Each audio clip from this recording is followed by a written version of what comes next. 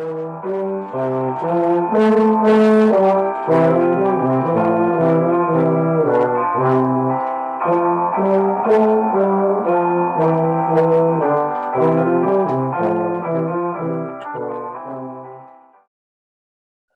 ancient wisdom this morning comes to us from the book of Mark and the book of Hebrews.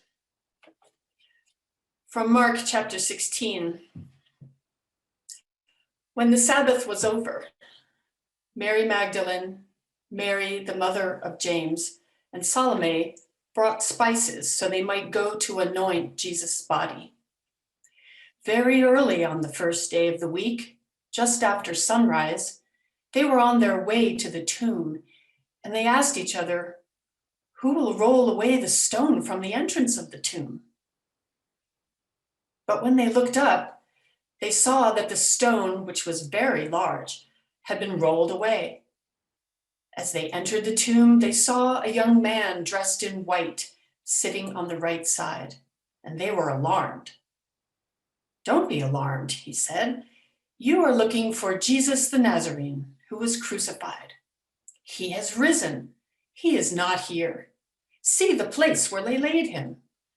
But go, tell his disciples and Peter, he is going ahead of you into Galilee. There you will see him, just as he told you." Trembling and bewildered, the women went out and fled from the tomb. They said nothing to anyone because they were afraid. And from Hebrews. Now faith is confidence in what we hope for and assurance about what we do not see.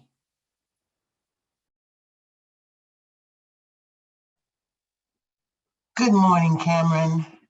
I am Reverend Dr. Valerie L. Jackson, and I have the awesome privilege of being the lead pastor of the wonderful community known as Cameron. It's so good to see all of you here this morning, near and far. It is Easter Sunday and our second Easter on Zoom. Can you believe it? And just in case you were wondering, let me share with you that even in a virtual world, Easter is still one of the most stressful Sundays of the year for pastors. Easter and Pentecost are two of my favorite days in the liturgical year. However, 2021 is the first year that I have come into Easter not really knowing how to feel about it, how to celebrate it, or even how to authentically preach about it.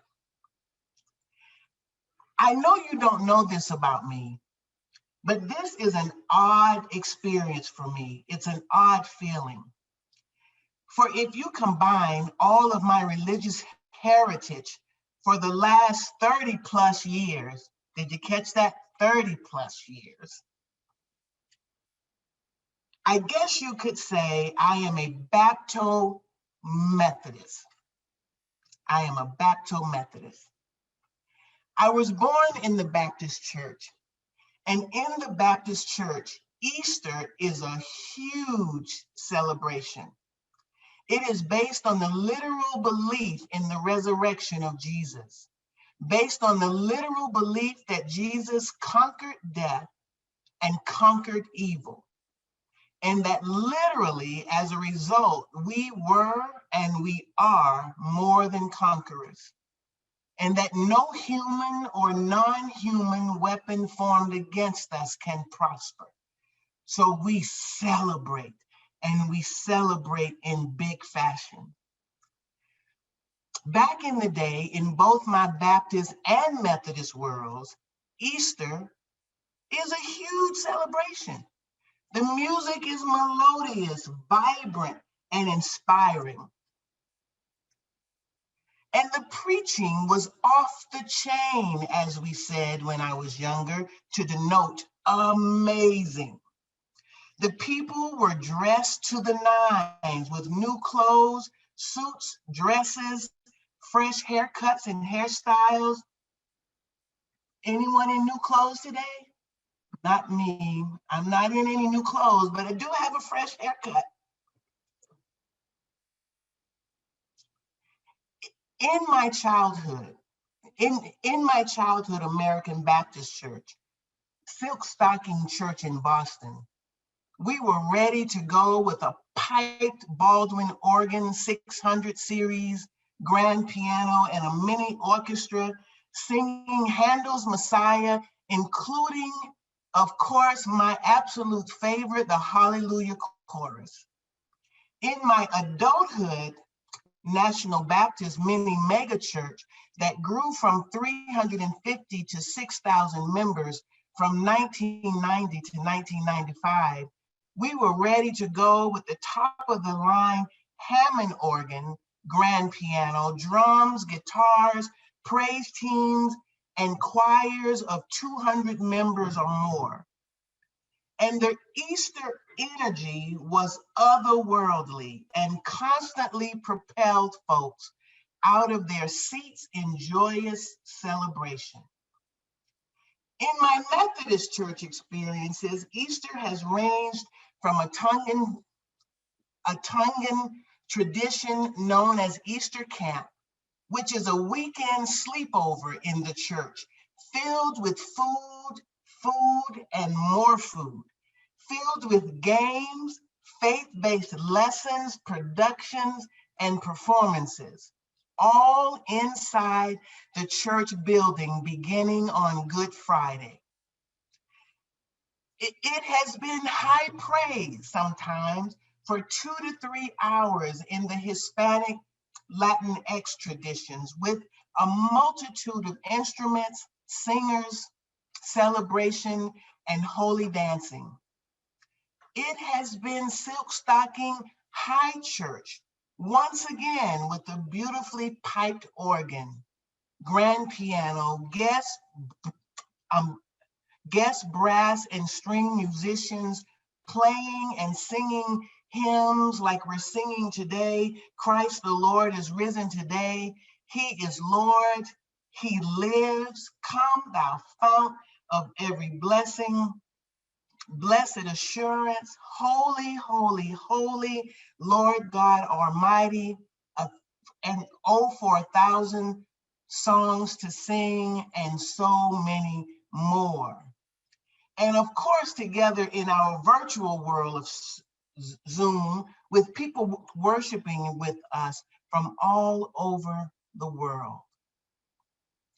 And no matter the denomination or tradition, the day of celebration always concluded with food, a feast, a banquet, and a wonderful gathering of community and fellowship, and a reminder that we are a resurrection people. We are an Easter people. Nothing stops the strength of the human will. We persevere with great determination. We fall down, but we get up. We fail forward because we win or we learn. How about you, Cameron? What are some of your favorite Easter celebration memories? Your favorite Easter hymns? Please share your thoughts in the chat. Easter 2021, as it approached, felt more and more like the way New Year's Eve and New Year's Day began to feel for me once my heart was broken at the age of 29 by the birth, life, and death of my first and only biological child, and the adultery of my partner at that time. As a result, the once upon a time, let's have a party on New Year's Eve to usher in the new year suddenly became very sober-minded holidays. And instead of going to or planning parties, these grand holidays became very contemplative and quiet for me. This is because my innocence and my naivete were gone. And unfortunately or fortunately, I was now painfully aware that a new year that promises so much new hope, possibilities, and joy also comes with much loss, heartbreak, and pain. Therefore, the words Happy New Year became empty to me, like inappropriate, clinging, noisy bells of tradition that don't tell it all and definitely don't tell enough. So coming into this 2021 Easter season, an hour, 2 or 3 of celebrating Jesus's resurrection just felt inauthentic to me. It felt forced because I have lived long enough now to know that on Easter Monday, after all the celebration, nothing or not much changes in the world, in our consciousness, our behaviors, or our faith. Cameron, I pause right now to ask you, how old were you when you lost your innocence and your naivete? What life event snatched it away? As you ponder that, and if you don't mind sharing, please share in the chat. For many, what I am sharing about this Easter is especially true this year and last year, because we have collectively come to realize beyond a shadow of a doubt that we are still a nation and a people living our lives through the lens, the values, the privileges, and the implicit biases of white supremacy, patriarchy and misogyny, binary gender identities, roles and responsibility, heteronormativity, wealth, class and capitalism, ageism, ableism, and xenophobia, and more. We know and must own that strange fruit, as described years back by the late, great Billie Holiday, are not only hanging from trees and crosses and Sunday school classes, communion tables, hotel balconies, presidential cars, fences, or on the backs of trucks.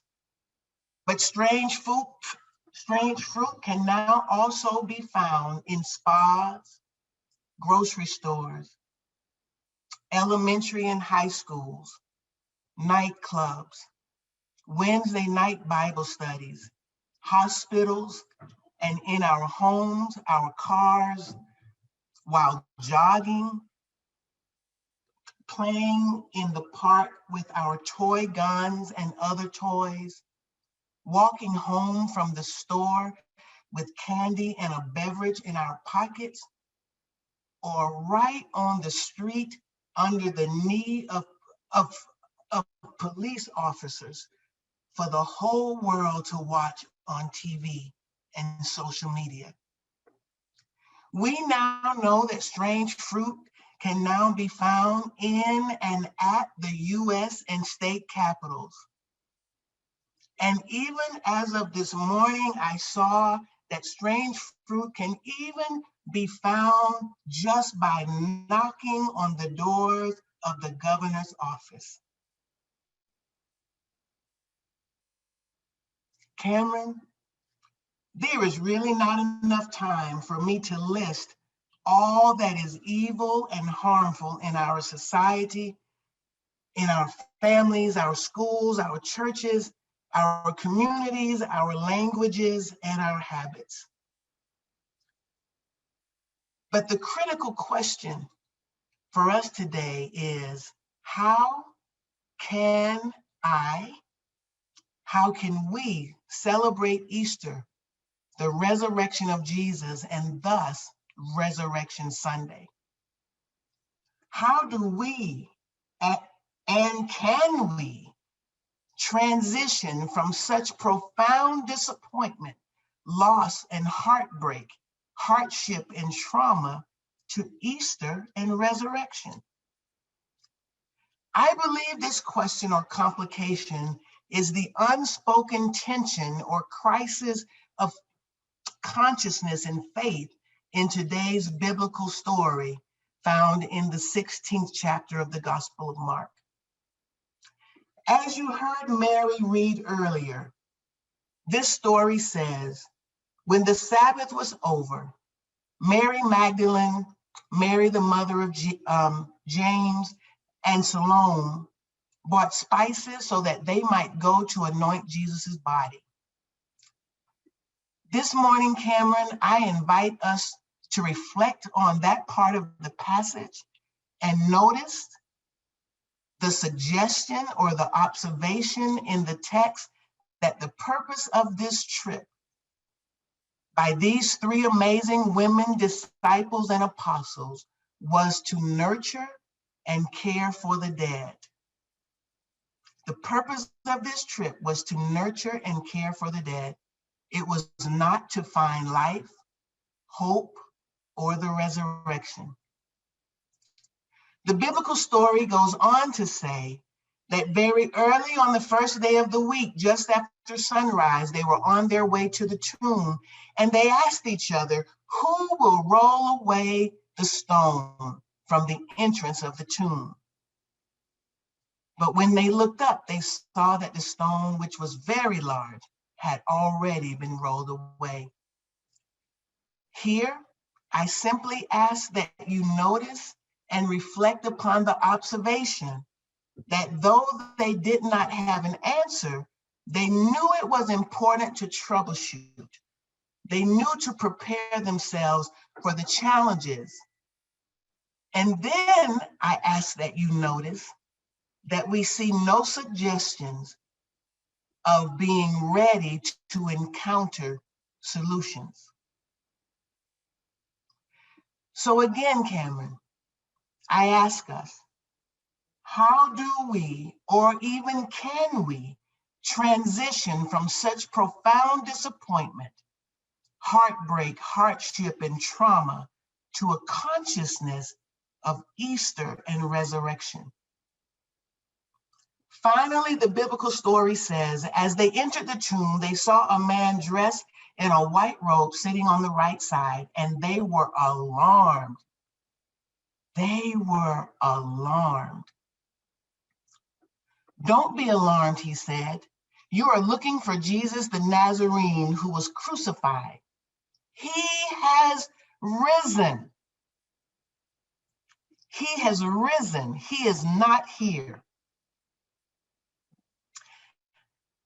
This piece really speaks to me, and it reminded me of my time in the Holy Land when we went to visit what is said to be, believed to be, or presented to be as the empty tomb.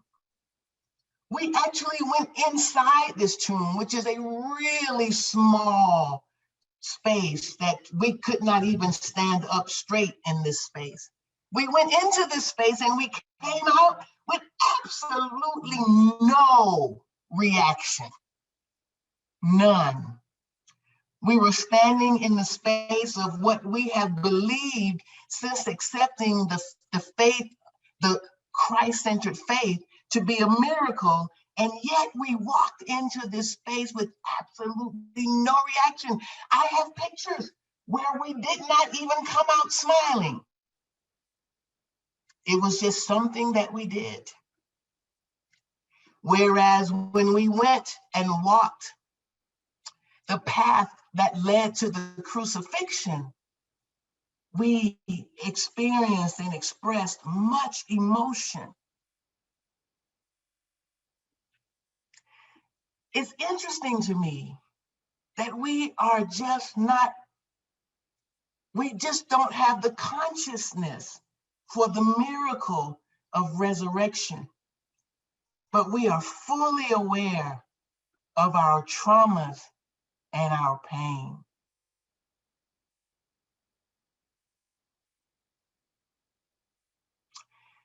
Now, it goes without saying, there is absolutely nothing wrong with the ritual of caring for the dead. For us now, this is the deeply sacred work of hospice, funeral homes, and directors, pastors, and loved ones, and other professions as well.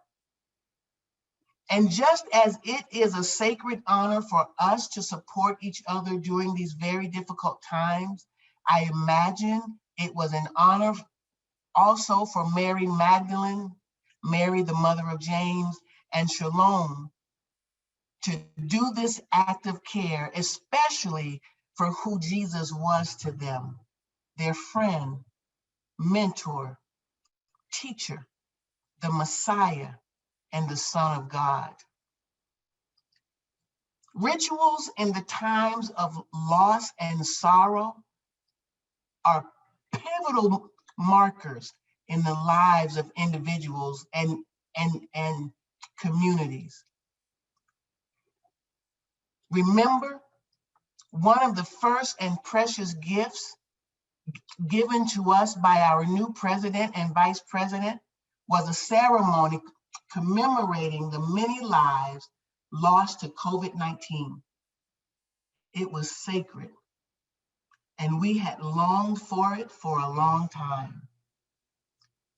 Rituals give us closure, a means of processing and framing our feelings and experiences so that we can begin the journey forward.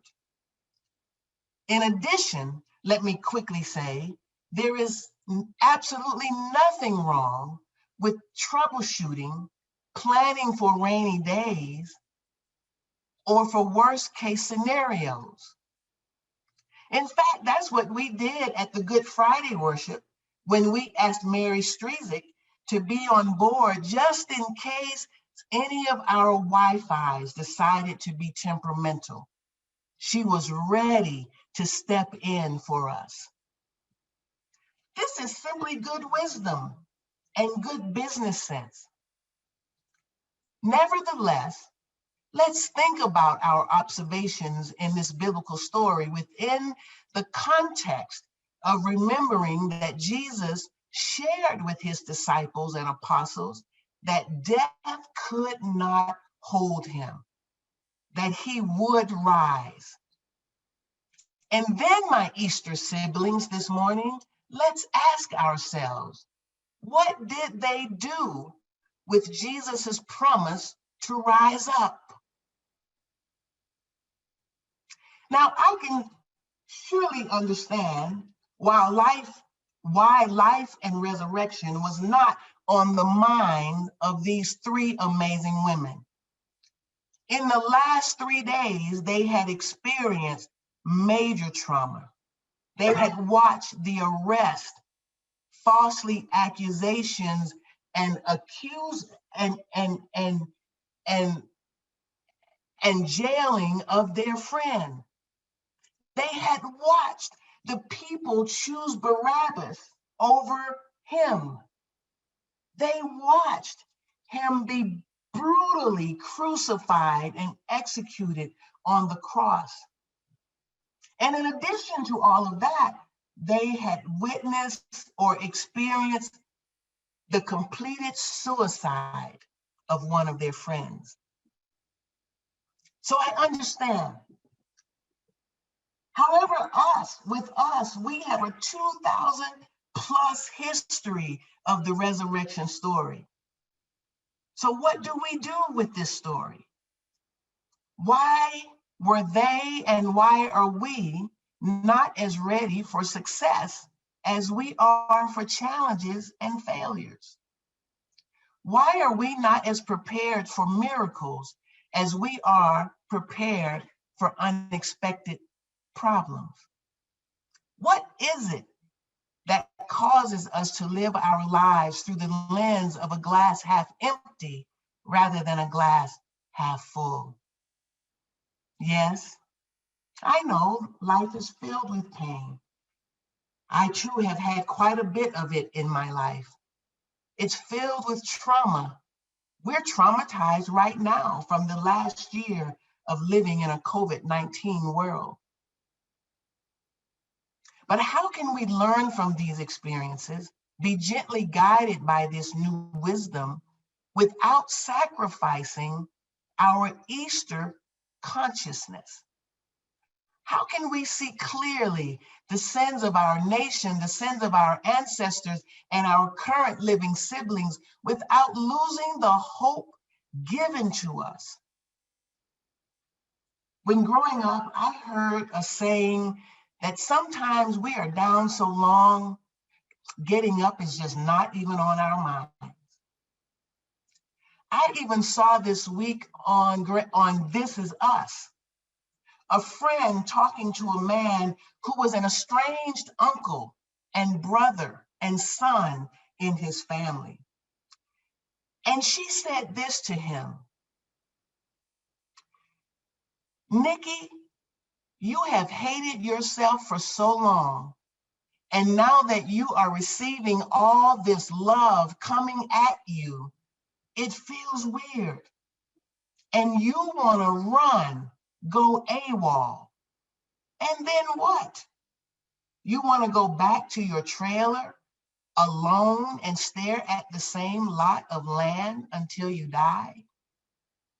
I heard a similar conversation in Grey's Anatomy, where one who was already living in the celestial world asked one who was on the crossroad of life and death, what is your favorite parts of living? She was unable to answer this question, or unwilling to answer this question, because she didn't feel it was fair to talk about what she enjoyed about life when so many were suffering from COVID. Her sister, who was already living in the celestial world, said to her, my goodness, if you cannot celebrate that you have life and a body, then you may as well join us in death. So my Easter siblings, I'm asking you, I'm urging us to take Easter to heart this year. Let's make it more than a Sunday high.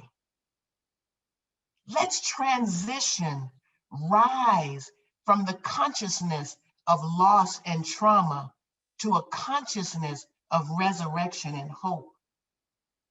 And as I say this, I want to give a shout out to Mary Strizik, who is leading us in doing this very thing at Cameron, who is leading us to think about what we need to do in order to come back together in a way that is healing and that will make us whole again. How can we see clearly? For we are a resurrection people, Cameron. It is our religious and spiritual heritage. We are designed, it is in our DNA to fall down, to be knocked down, but to rise up.